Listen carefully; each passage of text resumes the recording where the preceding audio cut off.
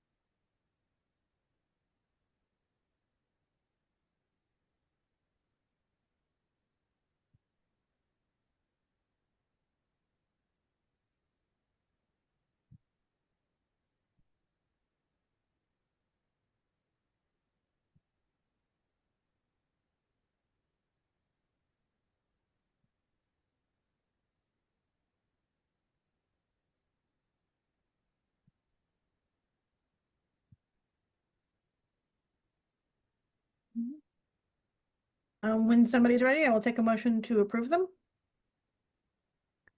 I'll make a motion to approve the minutes from October 7th, 2025. I second. Okay. Was everybody through them? Anybody have any questions on them? Okay. Then Jackie, Yes. Lisa, Yes. and I vote yes. All right, we can move on. All right, we have a couple of big things on the agenda today. And the first one is going to be DIB fiscal reserves. We kind of touched upon this a little bit in the last meeting, 2 meetings ago, but the last one for review.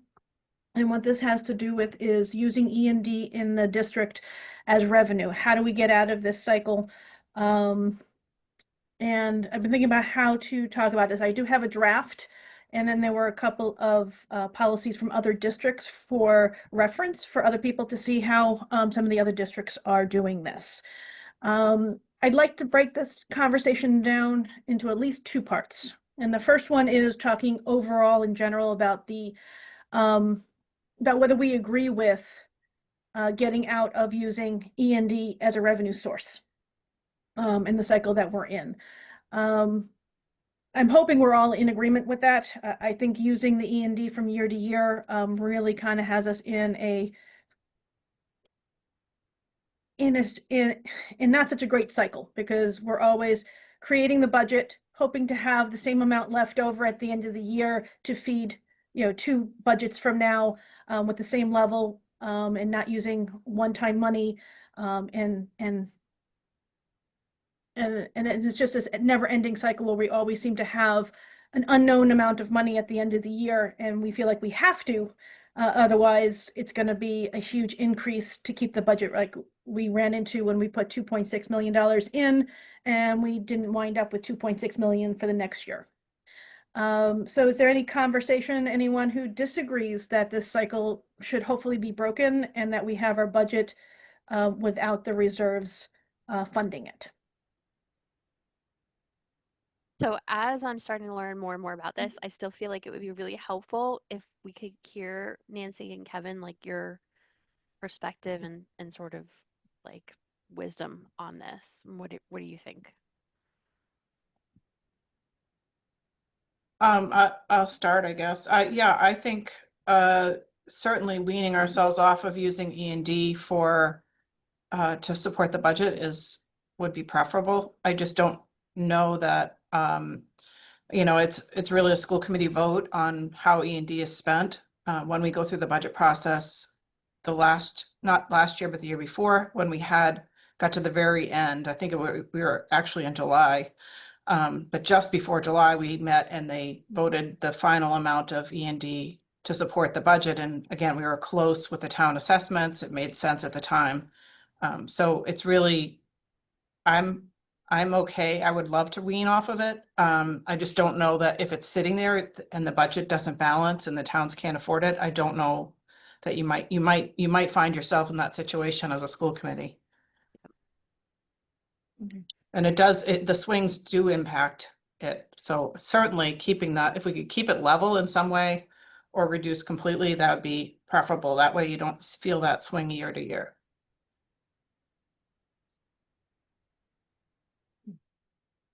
Brett? Just wanted to add just a couple comments. I definitely agree that I would like to see us moving away from this, if at all possible. But I do have concerns in that I know that we have at least one TM who feels very strongly that we should be using E&D on an annual basis. The other concern that I have is, and I'm not sure how this will impact our budget for FY27, but what's happening in Townsend right now could end up being an extremely difficult year for Townsend budget-wise. With what I'm hearing is a pending lawsuit and other issues, I'm not quite sure that we'll be able to present a budget of any type for FY27 that Townsend will be able to support. So it's definitely a concern of mine for FY27. And again, I may be misreading the tea leaves, but it's definitely a concern that that any increase may not be possible in Townsend. Okay. Absolutely agree. And we certainly need to be taking a look at how this is going to affect. But if I'm hearing everyone is, in theory, you'd like to see us not, at least on an annual basis, be using our E&D as revenue. And Jackie, did you understand or have any more Yeah, that's- questions or yep. understand that process? Yeah, no, Okay. that's where I'm leaning for sure. Yep. Okay.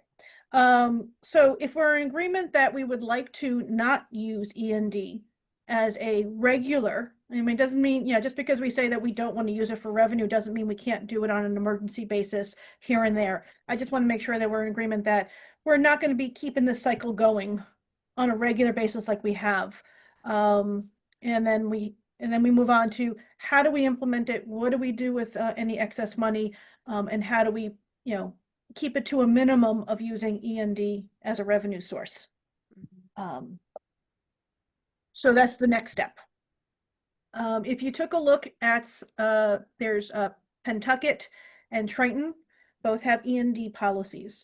The structure that they have in place is very similar to each other. And basically what it says is that they have their E&D account. I believe both of them, I have to go back to them and take a look again. I believe both of them have the target range for their E&D to be at 3%. So that keeps a 3% reserve for the district in any year. And then they have a stabilization account. I'm still a little uncertain.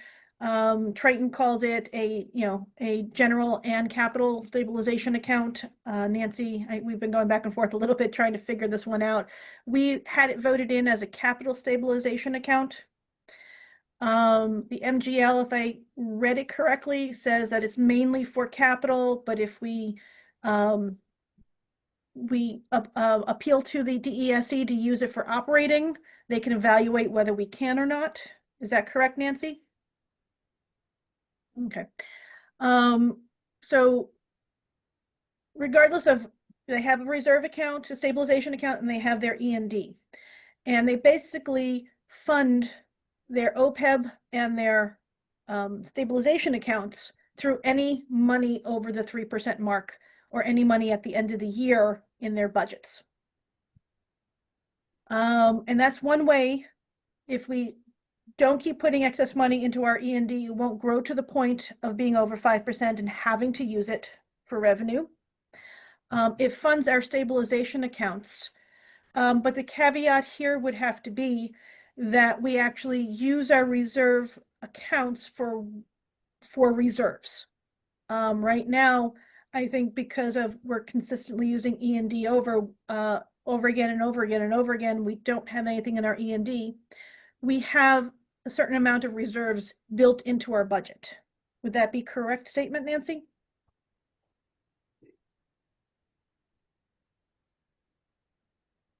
Yeah, there's really only a couple places where there Mhm. is money planned. One would be in health insurance, because we don't know if we have, staff coming on or off health insurance. And we don't have necessarily staff excess. We have an adder for lane changes. So teachers that might hit their qualify could potentially move up a lane, in which case that's not in the budget at the moment. So we have a separate adder for that. But otherwise, a lot of we do our very best to estimate accurately. Yeah. Aside of that. Yep, no, absolutely. And I think your budgeting has been good over the years. But we do, if you take a look back at the last, 5, 6, 7 years, we typically are at least over $1 million at the end of the year, which sounds like a lot and isn't a lot all at the same time on a 60 or 63, $65 million budget. But if we're going to transition to using our reserve accounts as reserves, I think what we need to do is target a lower amount of money at the end of the year. And health insurance. Well, we have reserves for that outside. If it happens, we can pull that money in and kind of budget for what we know and maybe a small cushion at the beginning, for each year. And then just keep evaluating that, because I think looking back, I think part of the issue that got us into the cycle in the first place was having a lot of money at the end of the year, coupled with a lot of unanticipated revenue. And it just kept building our E&D to the point where we had to use it. And then, of course, adding in what Brad was saying about the town managers wanting us to use those reserves. Oh, you have so much money there, use it. We got into the cycle of using the E&D. Go ahead, Brad. I just wanted to add, as far as us finishing the year in the black, that is always that's always a directive from me. I can almost guarantee that with the way the budgets are in our 3 towns, we're going to do everything we possibly can not to finish in the red. And one of the goals of finishing in the black is to either prepay for the upcoming year, or to fund back into E&D so that we have an E&D account that's going to at least match what we've spent previously. There are many districts out there that are going deep into the red on a regular basis. I just want to be clear that when we end up in the black, we have gone without. This year's a perfect example around, we did not fill positions that were vacant for the second half of the school year. We did not follow through on some of our technology items. So even though we're finishing positive, we are actually, in fact, falling further behind with some of the things that we need to keep up with. And I would say, from a school committee point of view, and please, Jackie and Lisa, chime in if you feel differently than I. I'm approving a budget, and I expect that budget to be used for the students. And I'd like to see a situation where you don't feel like you have to go without in order to have a large amount of money in the black. I don't want to see us go in the red. But I'd like to keep our reserves built up enough that we feel confident to get close to zero. And if we're a little bit in the red, we have the money to cover it. If we're a little bit in the black, then we have that money to reinvest. So the idea of not using the reserves as revenue would be that we always have at least 3% in our E&D year after year after year without putting money in. It's always going to be there. So if we have a problem in the budget, something comes up unexpected, we have, I think 3% right now is somewhere in the range of $2 million. So we have $2 million reserved that's always sitting there. In addition, we'll have the stabilization account for capital items that we can pull from. And that doesn't have a limit, but I would certainly like to have a target amount. My thoughts were, and this is completely up for negotiation, but my initial thoughts are 10% in there, which would be about $6 million. And always keep those accounts ready. I'll let everyone rejoin again. Okay. And keep those two accounts at 2 million and 6 million at the ready for anything the district might need, so that we're not afraid to spend down to zero, and that we're not afraid of unanticipated expenses, because we have the money to cover it and we can always build those back up, but they're sufficiently big that we shouldn't worry about using them when we need it. Does that make sense, Brad? You're on mute. It does make sense. The only reason that, this year was a little bit different was, again, looking at 26, but also having to try to replenish some of that Exactly. E&D. So if we can move away from the E&D, which I think is our goal, Yeah. then that won't be a problem moving forward. Okay. So those were the concepts that I had when I was looking at these other policies from Triton and Pentucket, and when I developed the draft that we have in front of us. Hopefully everyone had a chance to take a look at the draft. Mhm. And there was a couple other thoughts I had on in here. So let me just real quick go through some of the thoughts that I had in creating this, which has a little bit more than the other two policies, and the reasons why, and then we can talk about whether those are good ideas or bad ideas, or how you'd like to change that. So once we get onto a good foot, which having the amount of E&D we have and the amount projected for the end of this year actually puts us in a really good place for this transition. But looking into the future, so we have a budget. We have $2 million in E&D, or 3%. We have upwards of $6 million in our stabilization account. At that point, we should be using the budget. The money that we get from the state and the money that we get from the towns are the only money that we're going to be increasing.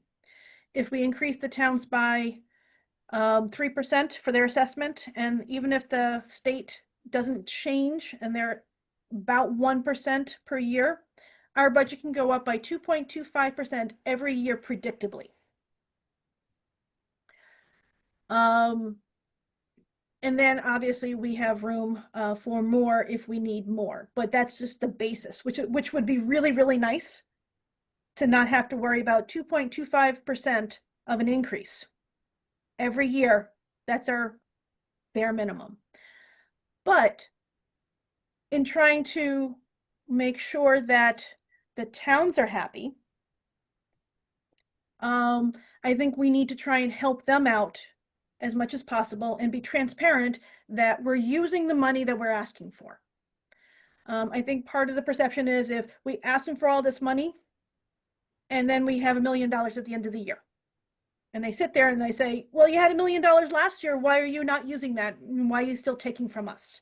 So I think for transparency and conceptualizing, if we can keep our budget down, in the range of plus or minus, hopefully plus 500,000 and minus only 100,000 would be nice, but in that range, then it looks like we should be, I'm sorry.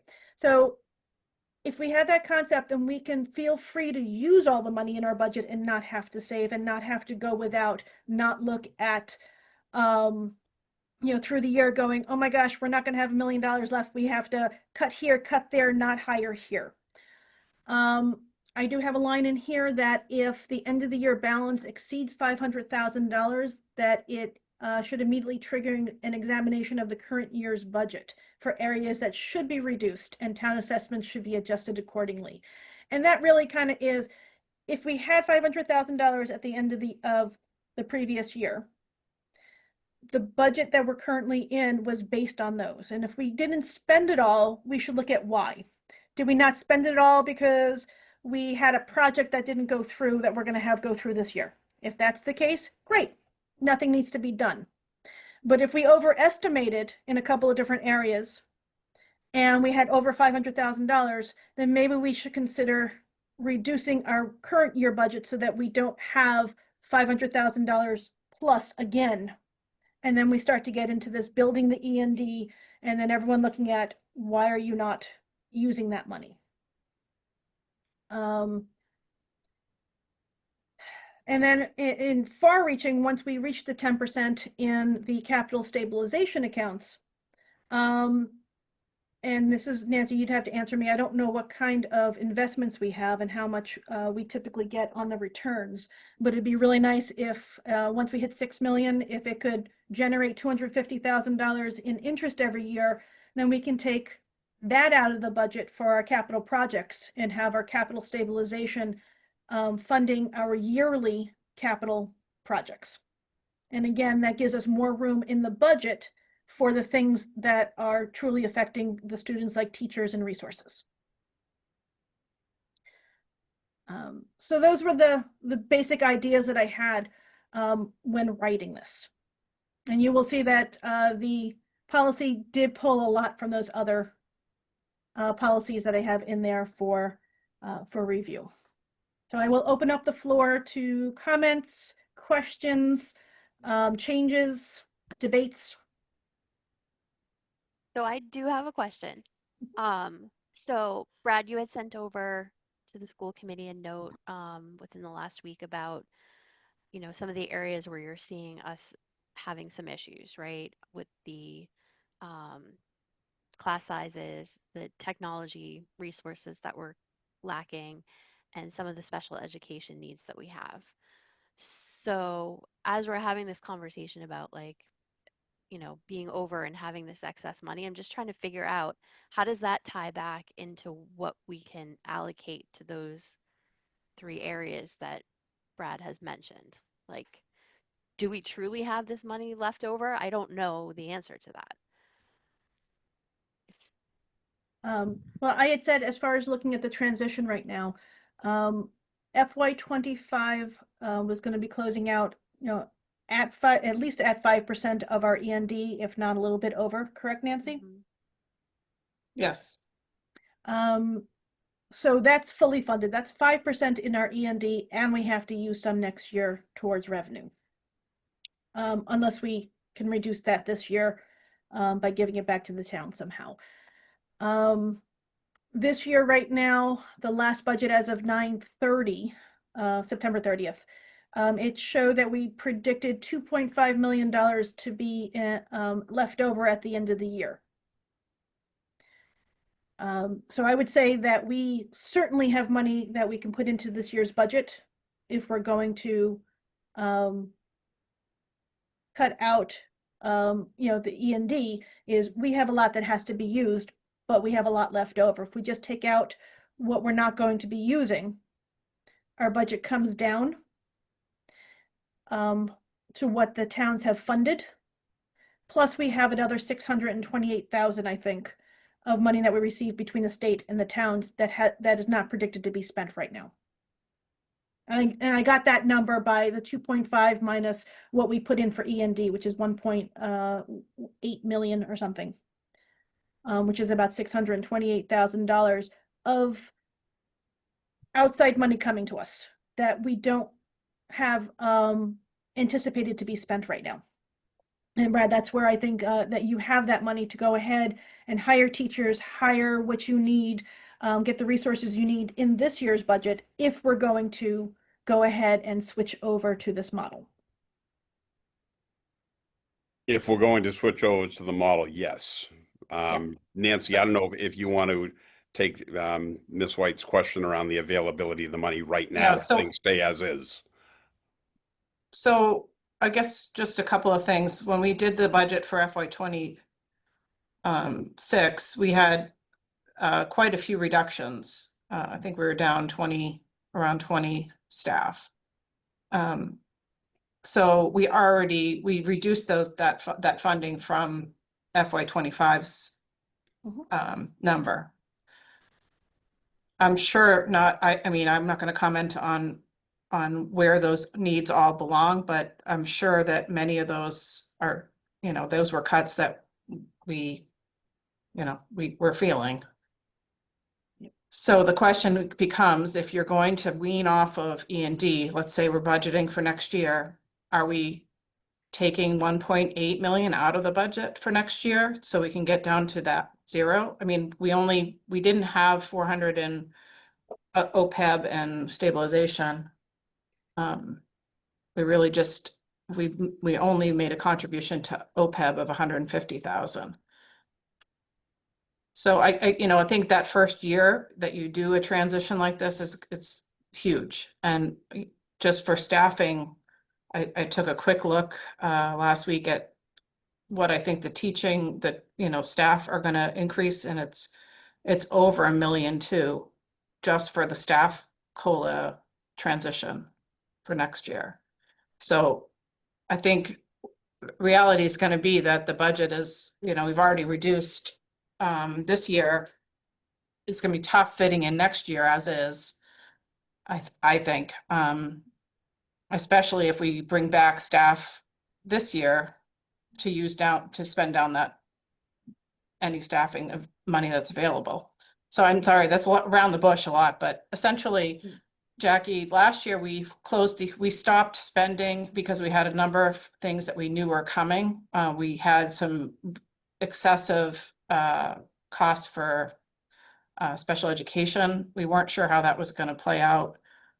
And we in fact transferred $800,000 from the budget lines to special education to cover those. We weren't clear that we wouldn't have additional costs associated with that throughout the year.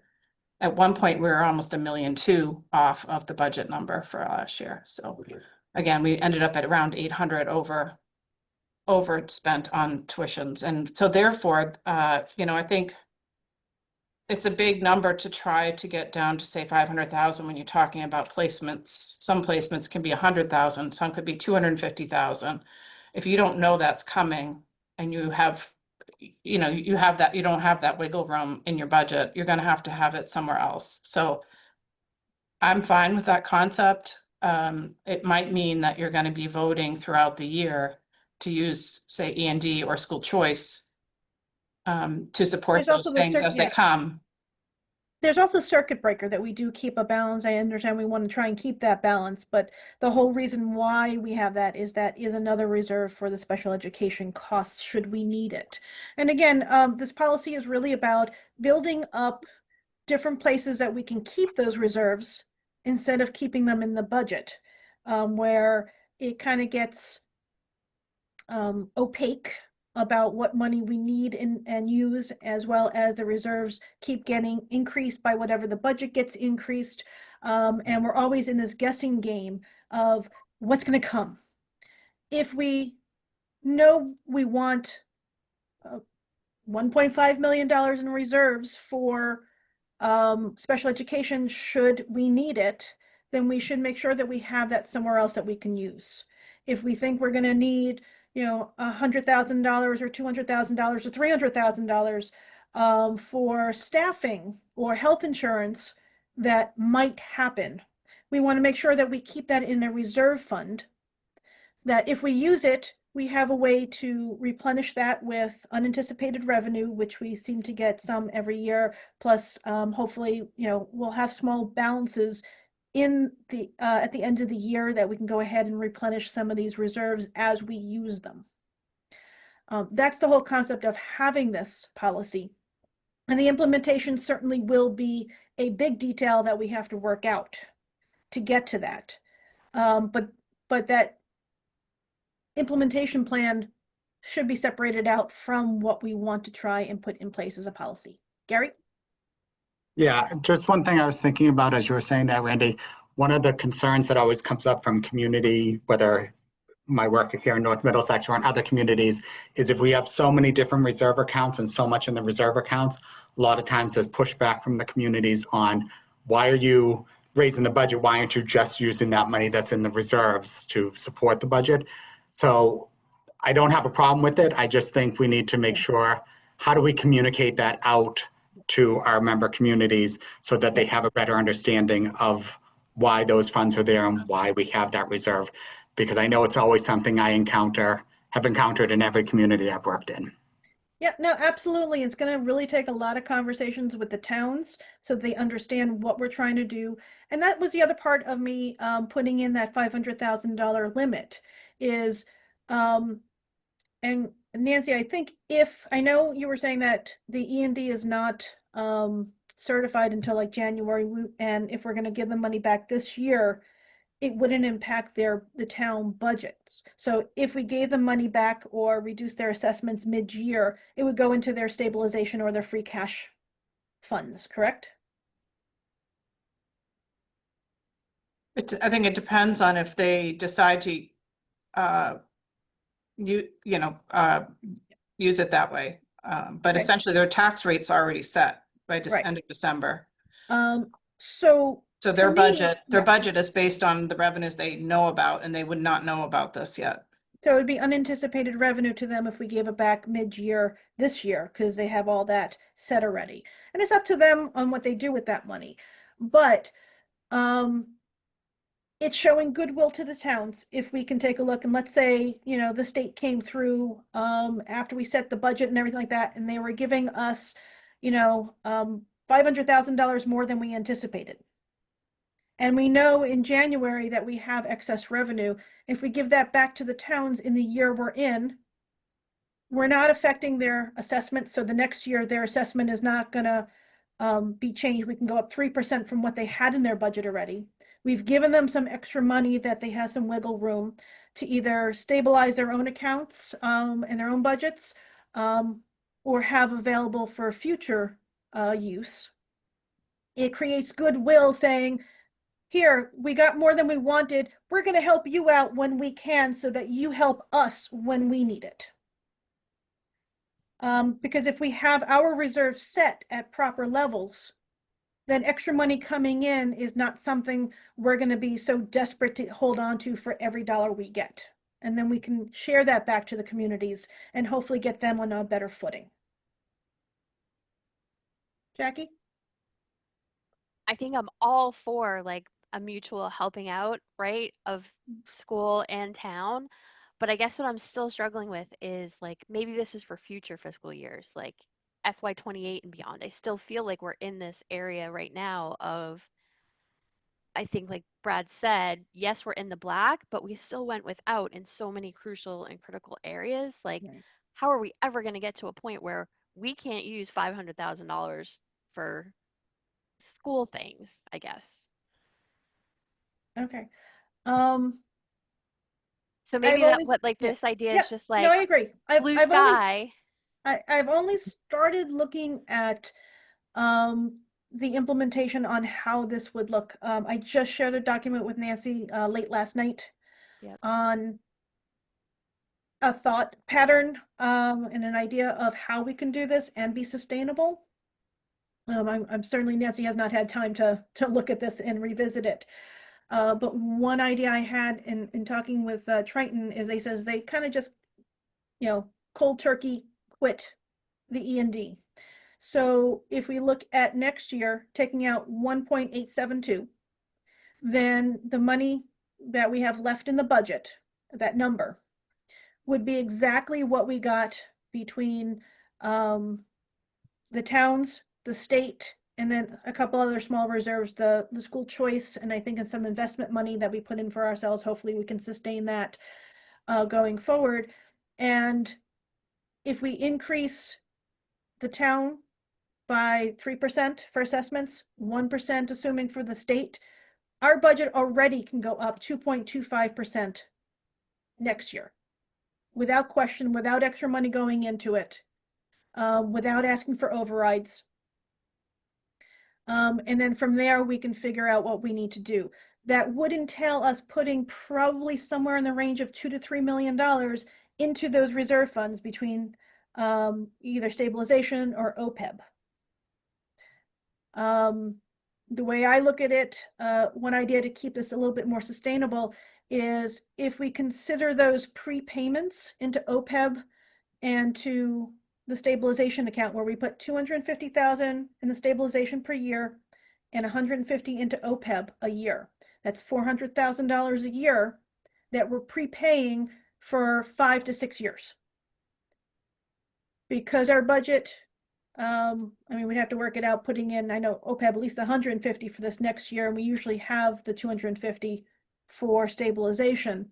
If those can be in the base budget, that's now freed up to be used for teachers, for resources, for whatever else that comes up for the students for 5 or 6 years, and then we can slowly build in the paying into the reserves again in the budget slowly going forward, so it's not a big hit to the town assessments. There's ways to do this, and the details need to be worked out. I'm not saying that I have the perfect way to do this. Yep. But once we cut that out, we will have 2.25% to increase our budget without affecting anything. This feels like such a big piece, right? Like Yeah. For us as a policy subcommittee, right, it feels like a lot. I know if we kind of put this forward for our first reading to the larger school committee, right, we'll have to have this conversation again. I just feel like I want to make sure I'm hearing all the voices and perspectives on The it. other thing that we can do is concentrate more on what this is, which is a policy. And if we take ourselves out of this, how do we implement it, and throw ourselves a couple of years in advance and say, all right, we're not putting E&D in our budget anymore. We've made it. Assume that the implementation went well and we're there. Looking at the policy, let's take a look and see, do we like what we're doing with funds? How we call out the different the different reserves on how they're going to be used, how are we going to fund them, how are we going to use them for what purposes if needed, if the budget needs it. Let's look at this as a policy. We can always bring it to the school committee, say, do you like this policy? If they like the policy, and if we need to put off implementation for a couple of years, we can do that as a school committee as well while we work out the details. Yep. Just because we vote in the policy right now doesn't mean it's instantly attainable to get there. Okay. So if we can, kind of just step back to this as a policy and not worry about the implementation, I think that's going to drive this conversation further to make sure that we like how we want to operate once we get there. So from that standpoint, I don't know if you want to take this section by section. And we can have conversations about it, or paragraph by paragraph. Paragraph by paragraph. Okay. Then the first paragraph. The financial reserve policy is a means of ensuring a long-term financial health and flexibility of the district, as well as a tool to support the district's financial decision-making. Financial rating agencies currently recommend that local governments maintain strong and varied financial reserves of up to 8% of the total general fund operating budget, excluding the OPEB fund. Is that a correct statement, Nancy? Yeah, I'm not sure where they pulled that information from. I mean, rating agencies, I don't know that I haven't seen that they put anything out on this 8%, but somebody must have pulled this from somewhere. Okay. I can check with Brian at Forget from Triton. Yeah. Okay. Yeah. I don't want to, I mean, I don't know that it's germane to our decision about fiscal reserves to have that in there, and I also think there's different discussions about that. What's the right number? So I don't know if I mean, it's really not, it's not germane to what we're trying to do. So I'm not upset if it stays in. I'm not thinking it's necessary, but if the committee would like to leave it in, I don't have a problem with that. I'm just thinking that if we have a minimum of what we're aiming for, it's going to help our communication with the town and the community on why we are keeping so much. We have it in our policy that is what we want to do. So we can certainly revisit that. Brad, if you can, you'll check on what they're recommending. Mm-hmm. And then we can change that if we need to. But I believe 8% is what I've heard from a few people looking at the town budgets. That is what the rating agencies want them to have, is 8% of their general budget. Okay. Moving on, fiscal reserve policies cover various classes of revenue funds and revolving accounts, including intended to provide for unanticipated expenses, contingency funds, and to supplement the general fund operating budget. Operating reserves, which provide resources for unanticipated expenditures or unexpected revenue losses during the year. Capital reserves, which provide resources for the repair, replacement, or construction of capital infrastructure. And then the district is committed to establishing and maintaining varied reserves that provide for stability and predictability in our financial planning. The district will maintain the following reserve funds and contribute to and maintain these funds as outlined below. And I do notice that I originally had this combined with the revolving fund. So I'm looking in here, I did not take out the revolving accounts in the first sentence. I certainly can do that, although we do have revolving accounts for the circuit breaker for special education and for school choice, which certainly would fall under our fiscal reserves in this policy. So we can either call those out in this policy and I'll leave that there, or we can move it to our revolving account policy and call it out there for what it should be used for. I'm not sure how everyone feels about mixing the funds or having the funds in here that impact the budget. I'm deferring to your judgment on that one. I don't have a sense one way or the other. Okay. All That right. second sentence feels like it's missing something though. Okay. Is it the one that starts operating reserves?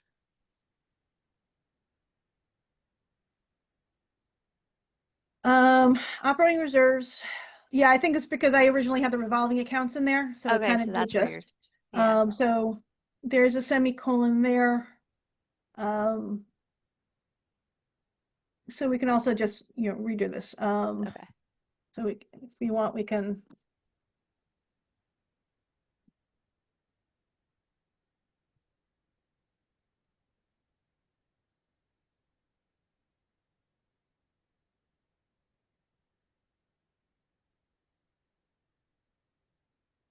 I also have my standing client call at 10 again. Okay. So I Yep, have to that's jump fine. at 10.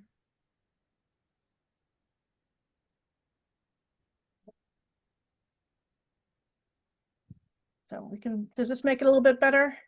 Yeah, I think so. Yep. Okay. Yeah. Thank you. No problem. All right. Do we have any issues or any comments or changes to this paragraph? Okay, we will move on.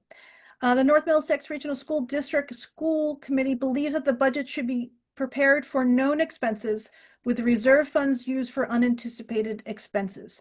Therefore, if the end of the year balance on any budget exceeds 500,000, it should immediately trigger an examination of the current year's budget for areas that should be reduced, and town assessments should be adjusted accordingly.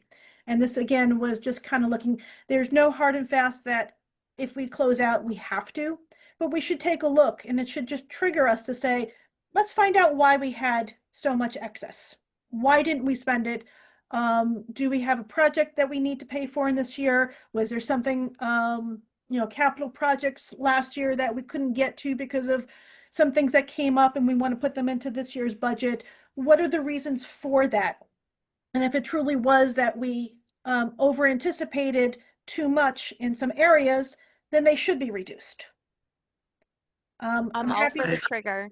I think what's bothering me is the town assessment should be adjusted accordingly. Like if we could make Okay. that a little bit more Yep. Considered, or something that says like, yeah, Yep, sure, we'll look at absolutely. it. It's not a done deal. Yep. May Yes, thank you. be adjusted accordingly. Yep. That's how I feel. I don't know.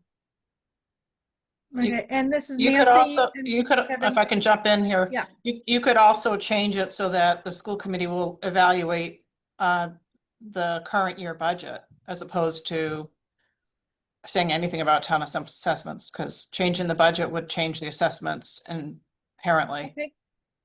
So what you're saying is, let's say we end up with overstating utilities and we want to reduce utilities by a couple 100,000, we would revote the budget to do that. So Yeah, I I think think that's what we, better. Okay. So just leave it at, it should immediately trigger an examination of the current year's budget for areas that should be reduced, period.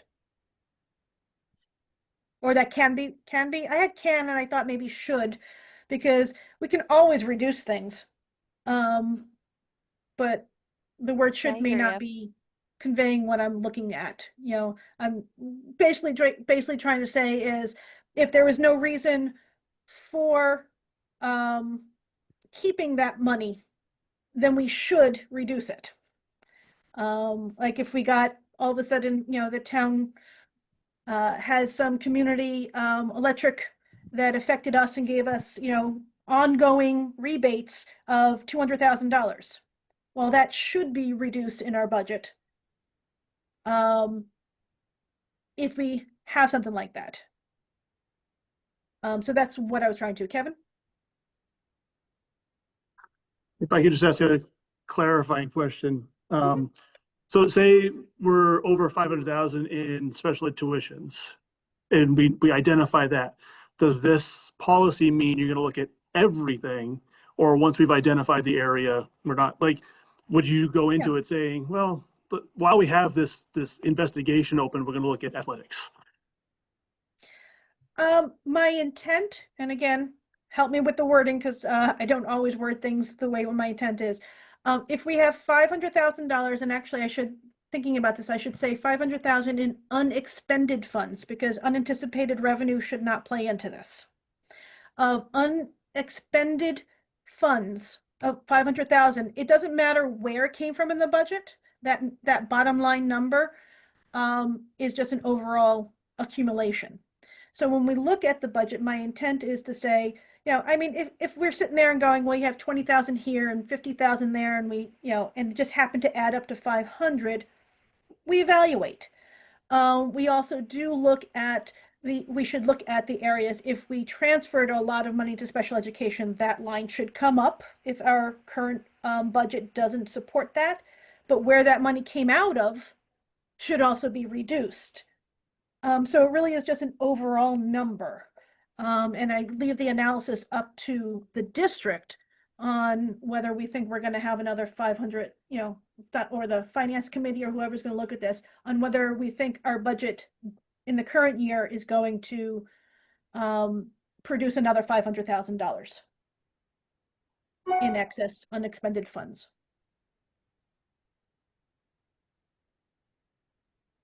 I'll add that in right now.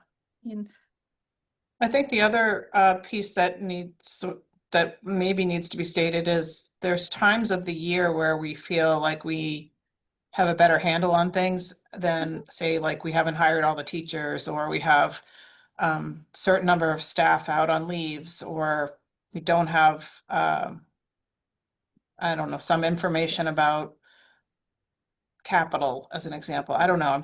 Throughout the year, we don't always know where things are going to fall, especially at the beginning of the year. So I don't know that, like, say July, you know, before you've even hired our teachers, we know that we have 500,000 left. And also I will say that one of the things over the past few years that's made this more difficult is the turnover rates and the changes in staffing since COVID have been so different. I mean, we used to budget a budget and that was that for the most part. Maybe you'd have a retirement midway through the year, things you just weren't expecting.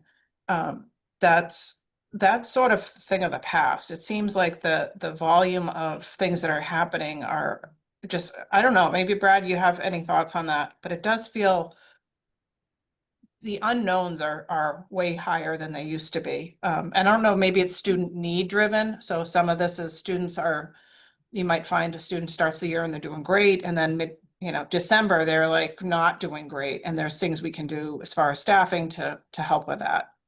Okay, we can certainly take the immediate out and put in by January of the current Yeah, year.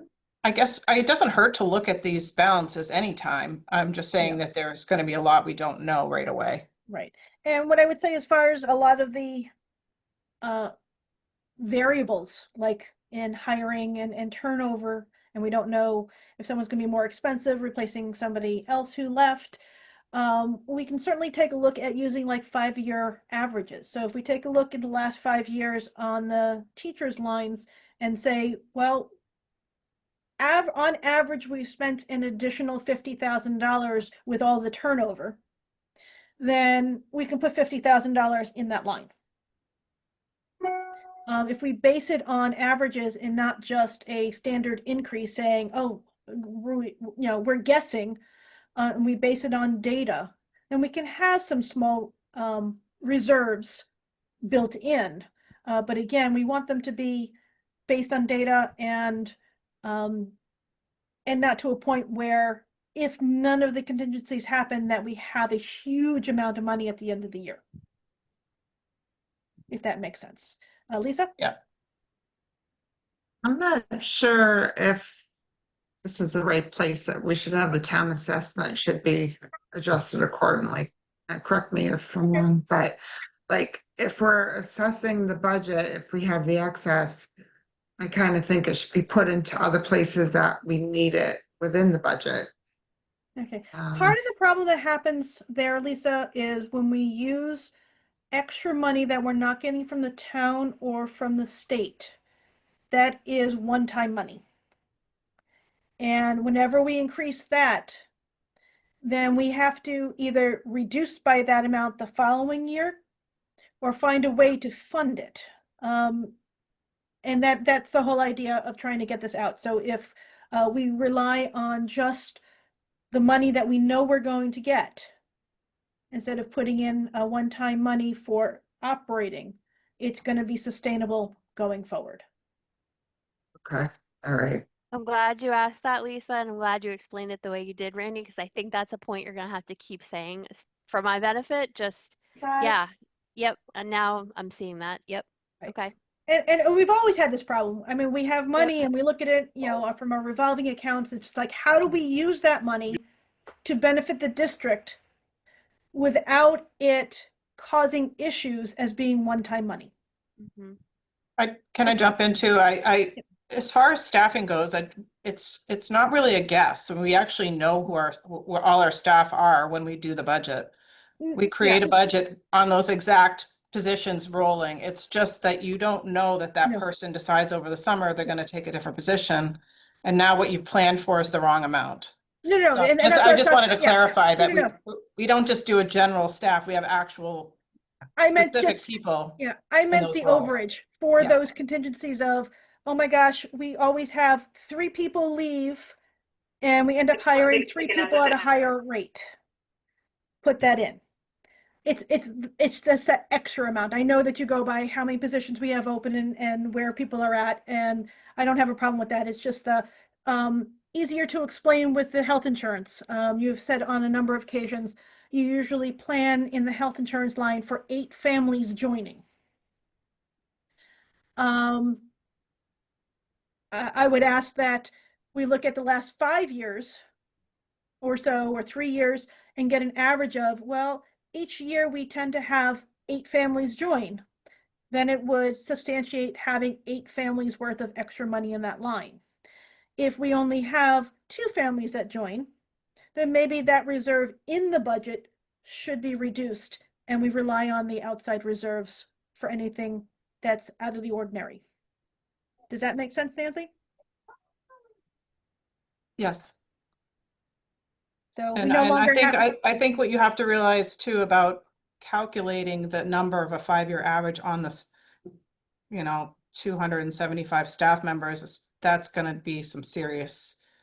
You can see the lines, you can see the changes in the lines, but you don't necessarily know because somebody was hired at a different rate, or it might be somebody got moved to a different position or a different school, or is that something that maybe HR can help you with, because I would assume that HR has a running, We know, log. yeah, we know all the of- changes. I just Yeah. don't see that All right. I'm not sure that's going to be that simple. I'll look into it a little further, but it's, Yeah, and again, just because it sounds like a great idea doesn't mean it's easily implemented, which is why we have these conversations.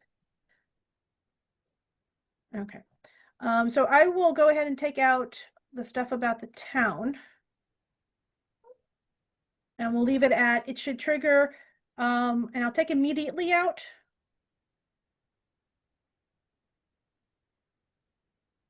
And it should trigger an examination of the current year's budget for areas that should be reduced. Or would it sound better if trigger an examination of the current year's budgets for areas that should be reduced based on last year's expenses? I think just keep it simple. Okay. Okay. Brad, Nancy, Kevin, anybody else? Are we good with this concept? Or is there something more that you'd like? Would you like the $500,000 to be a different number? How are you feeling on this policy? I feel okay in concept. yeah, I'm okay with it. Okay, and it leaves open enough. And again, in everything in here, I want to make sure that we are leaving it open for unanticipated things going on, anomalies, that we have the flexibility to change or have the flexibility in this not to do something just as much as to do something that's needed. So think about that as you're looking at the language that's in here, because again, the fine details of the language is not always my forte. I'm much bigger. This is what I'm trying to convey, and other people can help me make sure that it says what we're intending. Okay. Moving on to the E&D. This is the reserve class for operating and capital. The available E&D balance is calculated and certified each year by the Massachusetts Department of Revenue, blah, blah, blah. While the allowable use of E&D by statute is largely unrestricted, sound financial practice suggests that this reserve provides for the financing of unforeseen emergency needs such as unanticipated operating or capital costs. Current legislation limits the E&D balance to a maximum of 5% of the district's total general operating fund.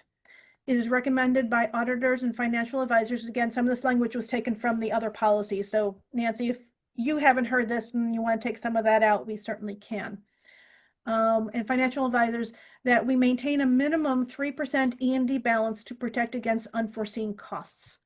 Anything in the excess of 3% shall be considered during the budget process for additional investment in the stabilization or OPEB reserve accounts, one-time purchases, or applied as funding source for the following year's budget. This is where, Nancy, I think you put that in, and I had it the other way. My comments were on the side, to benefit the town assessments.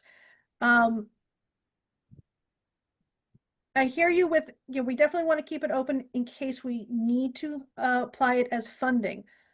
I would prefer to give it to the towns in the current year's budget. This way it's free cash for them. Their assessment doesn't go down, and therefore our budget goes down as far as what we're going to get the following year. Does that make sense? Yeah, their budget, their assessment will go down if you give it to them in the current year. Right. But And then in I'm their just- budget, it doesn't go down. They don't have to give us No, the they'd have to money. go back to town meeting if they want to change it. Right. So what we're building upon year after year is they budgeted for X. We've given them Y back in the current year, but they're still budgeted for X, and we can still do X times 3%. Versus if we go to the following year, we now have X minus Y, and it's only 3% from that amount. Because again, it's the amount we increase their assessments by each year that helps or hurts them. Yeah, they're going to see that. It's still going to be a reduction of from our perspective. What they do with their budget lines is really, they could transfer it out the week later at a special town meeting, and then they no longer have it in that line item. They could Okay. just close it out to free cash. They could leave it and not spend it. But, you know, in May and June, I think they can do transfers between line items. So if they have a chunk of money sitting there and they need it somewhere else, they're likely to move that money out. It's really, Okay. that's depends on them. But as far as from our number, we're going to reduce the number we're giving them this year and then increase it more than the 3% next year, assuming that they didn't, that they have that somewhere. Is that Yeah. what you're saying? So it's kind of, I guess explained that way, it kind of can have the same effect both ways. It may require a conversation with the towns and what they prefer. But I open it up for other people. I'm sorry, I have to leave. I'll try to go back and watch Oh, the it's rest 10 of this o'clock. I'm recording. sorry, I wasn't paying attention to the time. This is such a great conversation. I know, this is an important one too, so like, Yeah. what do we Would do? you mind if I use the 5-year review cycle in 2 weeks to bring this back up again? Because it so impacts FY27 budget. I Yep. really want to bring something to the school committee by their next meeting in November. I'm all for That's that. fine. Yeah, because we got a whole, we could do the rest of what the policies next time.